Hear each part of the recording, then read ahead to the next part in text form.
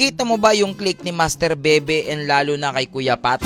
Hindi ka abot sa sobrang bulok ng click mo tapos B2 pa. B3 na uso ngayon, Bisaya ka talaga. Lahat na lang ng pwedeng butas sasabihin nyo. Pati ba naman yung pagka version 2 ng Honda Click natin, napansin mo pa? Ano naman kung version 2 yung ating Honda Click? At least may motor. Doon pa nga lang naiiba na ako sa kanila. Si Master Bebe at si Kuya Pats naka version 3 na Honda Click. Paano nyo nasabi na gaya-gaya tayo?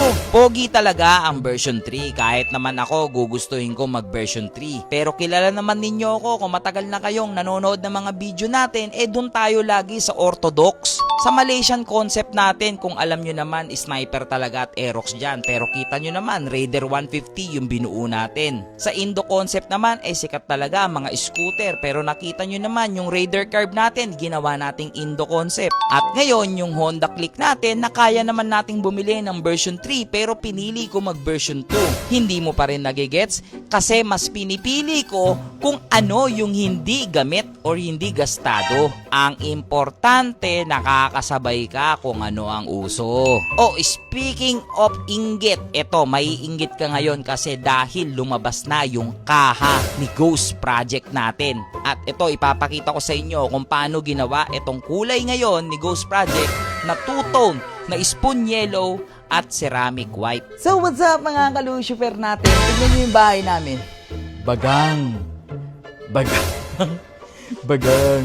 Bagang puro stock mags Puro bengkong to guys, puro bengkong. Tapos ito yung mga box pa natin. Tapos, uy, ano yun? Ano yun? Bang! Guys, kita nyo naman yan, di ba? Pero wait lang mamaya na muna yan. Ito muna tayo. Ayan mga mags. Ito pong mga mags na to hindi bengkong. Nandito naman yung mga hindi bengkong. Yan. Uy, baka maapakan. So mga Lucifer natin, sa mga nagtatanong, yes, ina-add swap ko pa rin po sa shop yung kahit may bengkong. Kita nyo naman yan may mga bengkong. Bengkong kita nyo naman, di ba? Meron pa yung malalaki talaga Ayun, kita nyo naman yan. Bukang-buka yung labi niya, di ba? Marami. So lahat ng ito, wala na tayong gagawin dyan. Yung ibang kupal, pinapa-align yan, tapos binibenta ulit. Pero ako kasi guys, hindi na. Papakilo ko na po yan. Junk shop na lang po ang makikinabang dyan. Kasi, ito yan pwede ko naman ipa-align yan, tapos ipa-powder coat ko ulit, tapos ibenta sa inyo. Pero kasi, ang downside niyan, malambot na yun. So possible, babalik yun at babalik yung bengkong na yun in the future. Pero ayokong gawin yun. Ayoko manloko ng tao. Pero ito, nag-ano kami ngayon, parang inventory. Ito lahat. Boy, okay lahat to, no? Yan, ito, pasado lahat yan. Walang bengkong yan. Ito, i-check pa isa-isa. So, tinitingnan namin lahat dito ngayon. Yan. So, punta na tayo dito. By the way, guys, si Ghost, ito siya. Walang kaha. Ayan. Ito na po yung kaha natin. Sheesh! Two-tone yan, guys. So, kita nyo naman white, tapos ito yellow. So, ngayon, may kasalanan ako sa inyo. Hindi yan samurai paint. Pinapintura ko yan sa King Bappy. Shoutout kay Kuya Nolan, pinapintura ko. Kasi bakit ko pinapintura yan? Wala na po kasi ako talagang oras guys para magpintura. Pero, etong pinturang to, kung gusto nyo ma-achieve yan, papakita ko sa inyo. Kayang-kaya yan gamit ang samurai paint. Samurai paint, papakita ko sa inyo. Tingnan nyo yung kulay niyan Tingnan nyo yung pagkadilaw nito guys. Tsaka yung kintab niyan, kayang-kaya ng samurai paint yan. Tingnan nyo, papakita ko sa inyo. So tara, kuha tayo ng demo. So, para ma-achieve natin yung gantong kulay, yung gantong dilaw, ayan, sundan nyo lang tong pattern na to, ma-achieve nyo yan.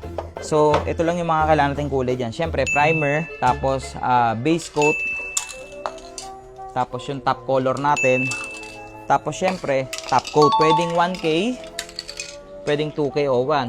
So, kung gusto nyo naman sa makintab, kagaya nito, gantong achieve, 2K o 1 ang gagamitin nyo. Pero po, pwede rin naman to sa mga low budget. Tingnan mo, papakita ko sa inyo, magde-demo tayo So, meron tayo ditong samurai car case. So, ito yung pang sample. Tignan nyo yan. So, naubusan lang ako ng primer dito. So, nilagyan ko siya ng flat black. Flat black yung ginamit natin. Gamitan natin ng 2-102 white.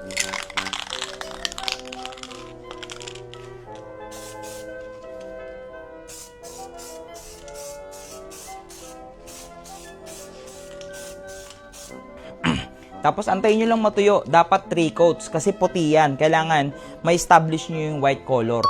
3 coats gagawin natin dyan. So babalikan ko kayo. Tingnan nyo yung pagkaputi niya. Ang ganda ng pagkaputi ng samurai paint, diba? Baka sabihin nyo kasi maganda lang yung camera. Hindi, maganda talaga pagka-puti niyan. To, tatabi natin yan dito sa puti natin. Di ba? So, yan na yon, yung puti na yan. Ganyan lang. Tapos, dun sa mga puti natin, lalagyan mo ito ng top coat, di ba? Pero, syempre, marami tayong mga, tignan mo yung mga dilaw, di ba? So, para ma-achieve nyo yung dilaw na yan, kailangan nyo mag-base coat ng puti. So, ngayon, pag gusto nyo ng dilaw, dito na papasok yung ating 36/108 chrome yellow. So, maraming yellow si Samurai Paint. Iba-iba. Sobrang dami niyang yellow. Pero kung gusto nyo nung ganito, yung parang sporty look na yellow, yung parang Mustang na yellow, ito yung ma-recommend ko sa inyo, yung chrome yellow. Ito, yung code na yan, 36108. O, tignan nyo kung anong kalalabasan nun. Puti.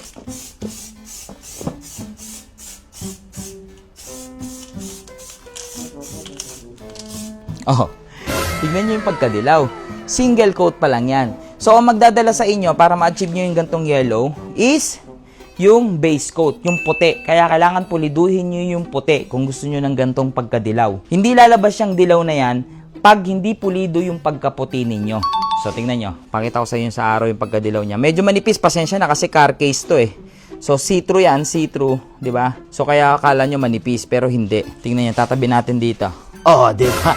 Pasensya na sa tulo pasensya na sa tulo. Nagde-demo lang ako eh. Oh, parehas na. Di ba? Oh. Parehas na siya. Kaya dun sa basher natin, feeling ko gusto mo rin namang gayahin eh. Kaya nang mabash ka eh. Oh, ito na, tinuturo ko na step by step. First coat pa lang yan. Babalikan ko kayo, tatatlong coat ko yan para pulido. So mga ka-lucifer natin, may dalawang klaseng top coat si Samurai Paint. Ito talaga yung pinakamatindi, matingkad at makapal. Pero ito rin naman, maganda rin naman ito para sa mga low budget. Kasi ito medyo mas mahal to eh. Ito kasi 280.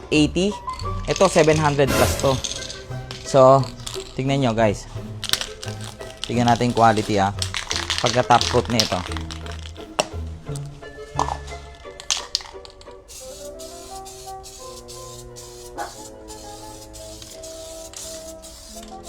Oh, lumabas ako guys para mas makita nyo. Pasensyahan nyo na yung mga tulo guys kasi mabilisan lang, demo lang naman. Tignan nyo naman yan. Spoon yellow. Mustang yellow. Kuwang-kuwa, di ba? Tatabi natin dun sa kaha natin. Ano masasabi nyo guys? Di ba? So, yun yung kasalanan ko sa inyo. Hindi na ako nag-repaint nun kasi nga, dahil sa may negosyo na tayo, kulang na tayo sa oras. So, kung gusto nyo gayahin yung kaha o yung kulay dito ni Ghost project natin or ni Ghost or ni Click 150, napakadali lang gamit ang Samurai Paint. Ayan pinakita ko na sa inyo yung demo Ayan. Tapos, syempre, ito napabapping na to. Kaya sobrang kinis.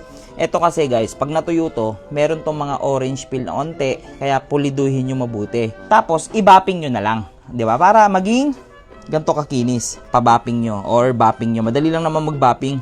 'Di ba? Tapos ang technique sa pagbabapping, kailangan 5 to 7 coat ang top coat mo para pag niliham mo, hindi siya mauubos, hindi mapupudpud.